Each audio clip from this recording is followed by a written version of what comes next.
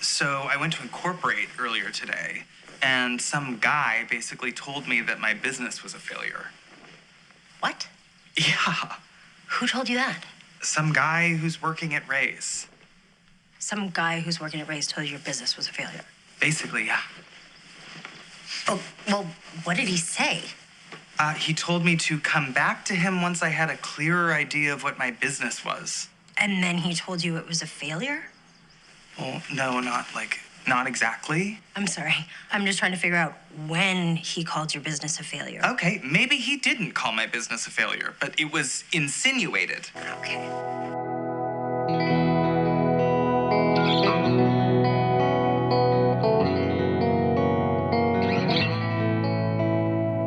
Welcome to The Behaviorist with Work Wisdom, where we help you adopt high-performance mindsets, behaviors, communication, and culture. I'm your host, Sarah Colantonio.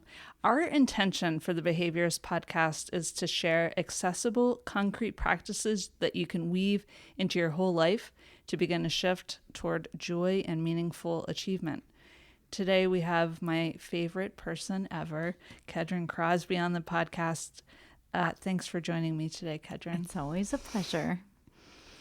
So our topic today is authentic self-communication. And so I want you to explain, Kedren, why we're even talking about this. It's not just to have a Schitt's Creek clip on the podcast, since I'm currently obsessed with that show. But really, I'm asking you two things. Why is this an important topic? And what the heck is authentic self-communication?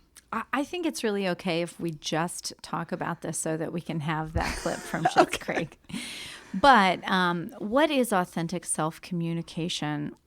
So often we're brought into companies to help them deal with conflict or some lack of collaboration. And when we start peeling back the onion, we find that there's some sort of story that they have on heavy rotation that may have some cracks in it. Mm-hmm. And that if we take the time and we have the vulnerability to really examine the stories that we have on heavy rotation, that maybe they're not as reality-based as we think they are. So once we break through that distortion, we're able to have all kinds of success. So authentic self-communication is just so important, and it takes a lot of work. It's probably one of the most difficult and complex of our authentic communication tools. But really, it has a lot to do with, are the stories that we have on heavy rotation, in fact, based in reality? Okay. So I wanted to ask you about this idea of cognitive distortions and how they relate to authentic self-communication. So cognitive distortions, they're just exaggerated or maybe irrational thoughts that we've developed.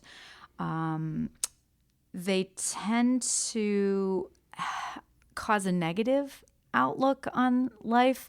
They can be positive, sort of like the 7 enthusiasts or over optimism, where you maybe have low reality testing in a positive way, but they tend to go the negative route. So they're really they tend to be factors that cause dysfunction, either for the individual or for a team. So that's why we like to think about cognitive distortions. There are hundreds of cognitive distortions. Really? Yes, absolutely. I saw a chart once with more than 200 cognitive distortions.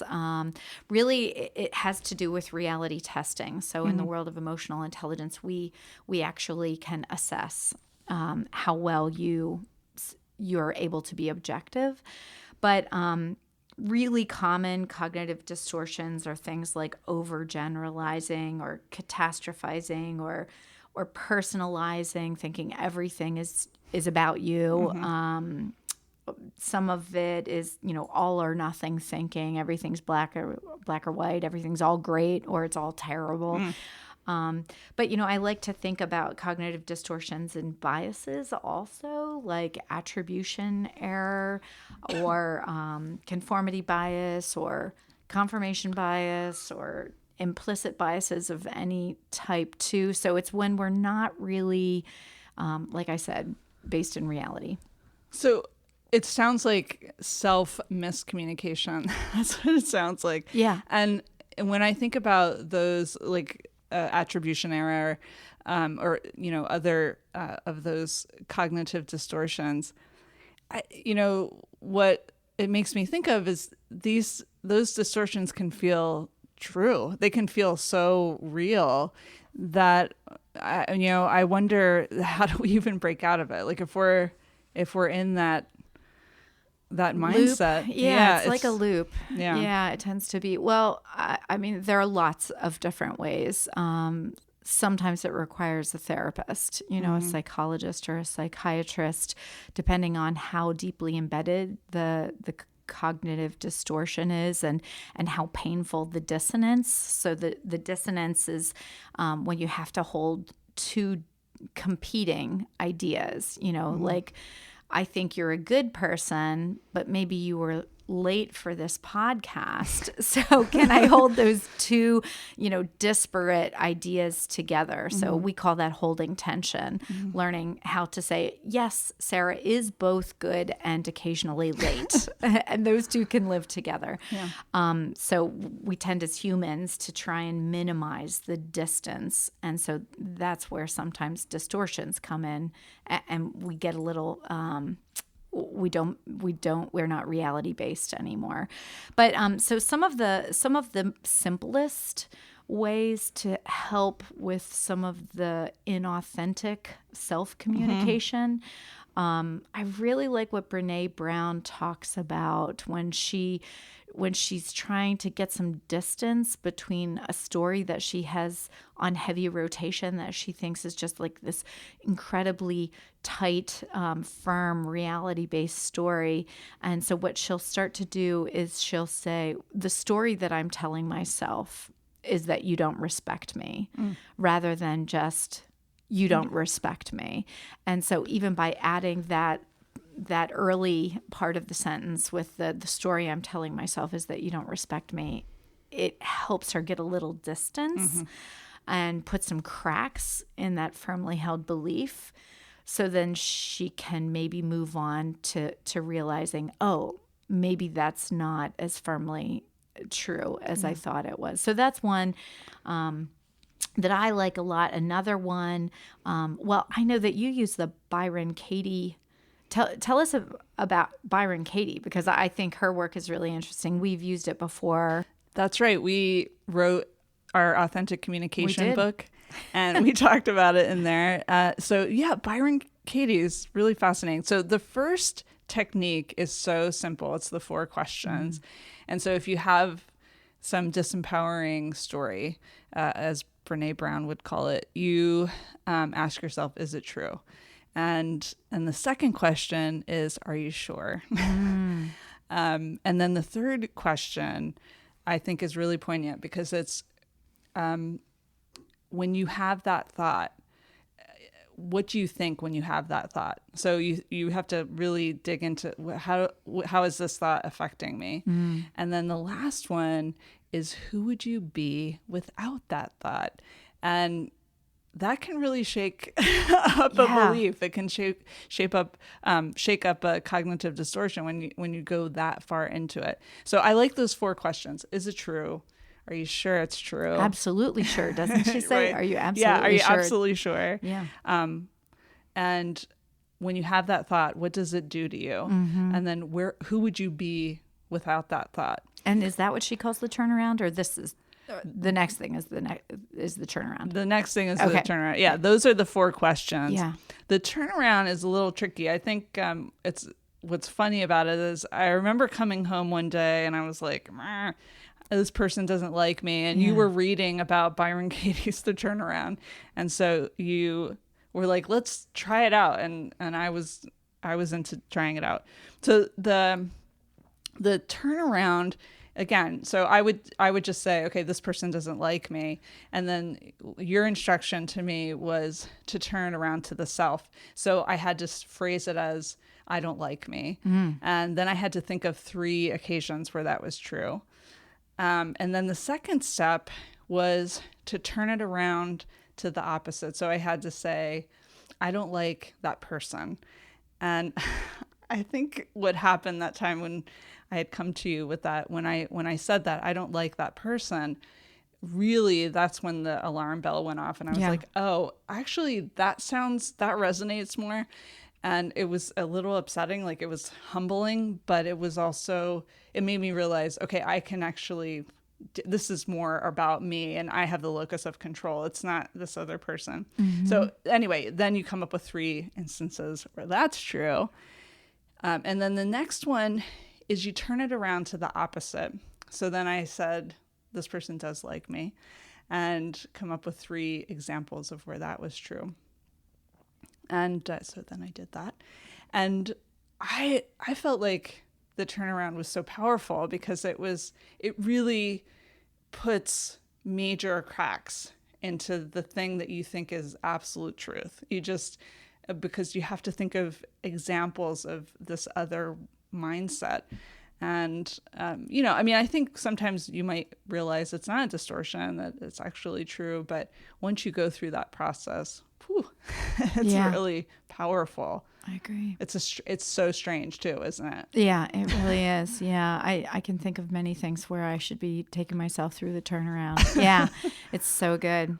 Another way that we've helped clients also with just trying to minimize any cognitive distortions or ground them in reality is even just thinking about the horse and the rider, or the elephant and the rider. I often hear about it. So thinking about, I like to think of it as a horse, and I think the Freud way is to think of it as a horse. So our emotions are the horse, but we are the rider.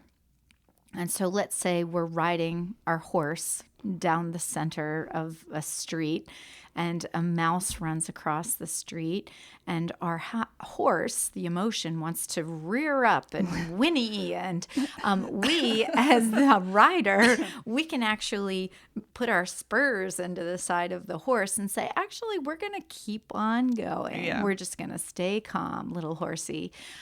So just this idea that we can modify, we can control our emotions, we can manage our emotions. It's a huge part of what we teach at Work Wisdom.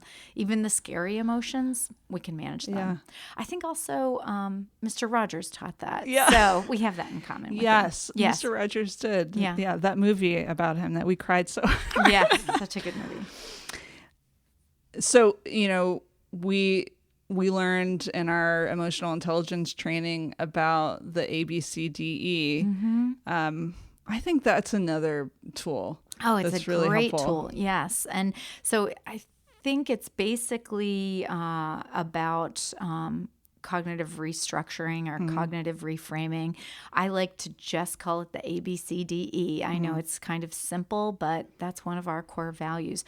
So there's a really helpful story. And I think about this story sometimes, and sometimes with clients when I'm trying to help them understand how to dispute some story they have on heavy rotation. I'll tell them this story. So can you tell our listeners the story? Yeah, it's out of the book, The EQ Edge. I think it's probably relatable to a lot of people.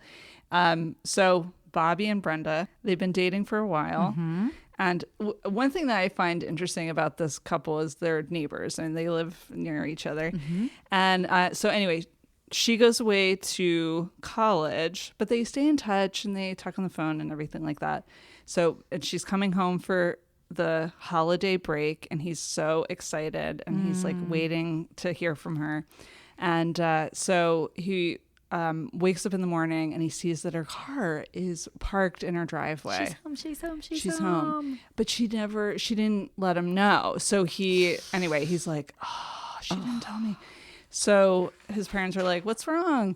And he's like, I don't know. I mean, she didn't contact me. She's home. She must have found some other guy, like whatever. So anyway, he kind of like is waiting around before he totally freaks out, and she doesn't get back to him, and the car's there. And so anyway, he has spiraled, and he figures she's dating somebody else, and everything is just gone to hell in a handbasket. And so he texts her, and he's like, "It's over," and anyway, flips out. But it turns out she was exhausted. She had driven like all night, and she crashed. She just was exhausted, so she was sleeping. It wasn't because she didn't care about him anymore. And so it was really sad because he broke up with her in a text message. Because of cognitive distortions. Right. Yeah. I love that story. I think maybe even when I tell it, it gets a little distorted when I tell it. I really blow it out of proportion because, he kind of caused this to happen, didn't he? Yeah. And we do that often in the workplace. So what I love about the simple ABCDE is that we can take those letters and think about A stands for activating event, and we want to think about what's the activating event here. B is our belief in the activating event. C is the consequences, not of the activating event, but the consequences of our belief in the activating event. So in this case, the activating event was Brenda got home and he sees her car, and the activating event is the silence, basically, that he's not hearing from her. But the belief in the activating event is where things start to go sideways. So he believes that she's being cold, she doesn't love him anymore. So the C is the consequence of that belief. He could have chosen to believe that she had the flu, or that somebody else brought her car home, or who knows what, that she had irritable bowel syndrome, or who knows what it was. But he chose a belief that caused these consequences. So in the ABCDE, the D is that we debate, dispute, maybe even discard the disempowering belief. And so had he spent a half an hour trying to think about things like, oh, maybe she has the flu, maybe her phone is dead, maybe she drove all night, maybe she has irritable bowel syndrome, who knows what it is, or maybe had his dad coached him into any of those Ds, it would have been a different outcome. So the E stands for the effects of, really thinking about what are the effects of if I discard this disempowering belief. I've also seen the E be enjoying the alternative outcomes. So super simple way of just spending some time thinking about our own self-communication, whether or not if we could take ourselves through an activating event, and then what is the belief that I have about that activating event, and trying to reframe. Maybe there's some other belief that I can hold that will lead to a totally different consequence, because very often it just becomes a self-fulfilling prophecy and we shoot ourselves in the foot.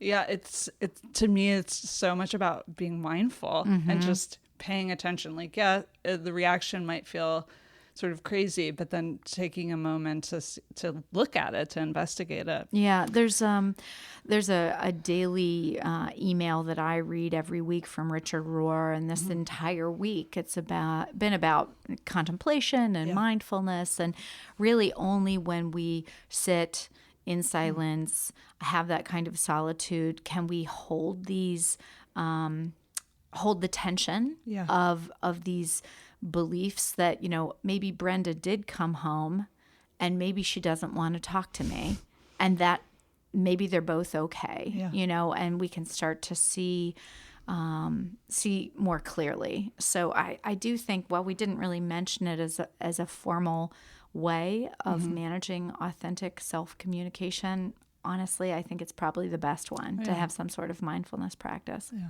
for sure. You know, with the example that we used in the beginning of the podcast, David, he has the fortune of having a close friend who interrupts his self miscommunication I thought Stevie does a really nice job of questioning his perception until he gets to this realization. We didn't actually listen to it this far in the episode, but finally he was like, you know what, maybe I'm the one who doesn't believe in my business. And I think that that's something to pay attention to. You know, even for me personally, I can think of so many occasions where I've been lucky, like David, to have someone, you know, you're one of those people who with kindness, asked me questions and helped me see where my misperception was. I think that that's a really wonderful part of it too. Yes, mindfulness and having that ability to look inward, but it's really nice when you have other people around you that will ask you those pointed questions to poke holes in those beliefs that we have. Yeah. I think, we try and work here at Work Wisdom to be reality testers for each other. And of course, we all know if we have low reality testing because we've taken the EQ assessment. But I would encourage others, and I would certainly want everyone on my team and in my world to say things to me like, hey, Kedren, where's the proof for that story that you're telling yourself? Or what are the other kind of evidence that do you have? Or maybe are there other possible explanations that we could just posit and think about for a little bit? So I also like all those Byron Katie questions, but I think it'd be wise if maybe we have an entire episode on what could be some scripts and some questions that we could ask our colleagues to help them turn up the dimmer switch on any inauthentic self-communication they have. So Stevie isn't maybe as diplomatic as we need to be in the workplace, but I'd really like to bring in a couple of experts on this so that we can have some scripts for our listeners, because inauthentic self-communication is so rampant, with ourselves as well as with our colleagues. If there was one thing I could do, in terms of waving a magic wand in the workplace, it would be to reduce the amount of inauthentic self-communication. So let's have a podcast on that. Okay, that sounds like a plan. Yeah, let's do it. Well, thank you, Kedren, for talking about authentic self-communication with me. I think it is something that warrants even more discussion. Let's do it. And thank you, listeners, for downloading The Behaviorist. If you have questions about this, definitely reach out. You can reach out to us through our website, workwisdomllc.com, where you can enjoy Work Wisdom Press and Productions, ask questions about whatever, and give suggestions of topics you'd like us to explore in future episodes. As is our custom, we'll leave you with a quote by Anthony DeMello. Wisdom tends to grow in proportion to one's awareness of one's ignorance.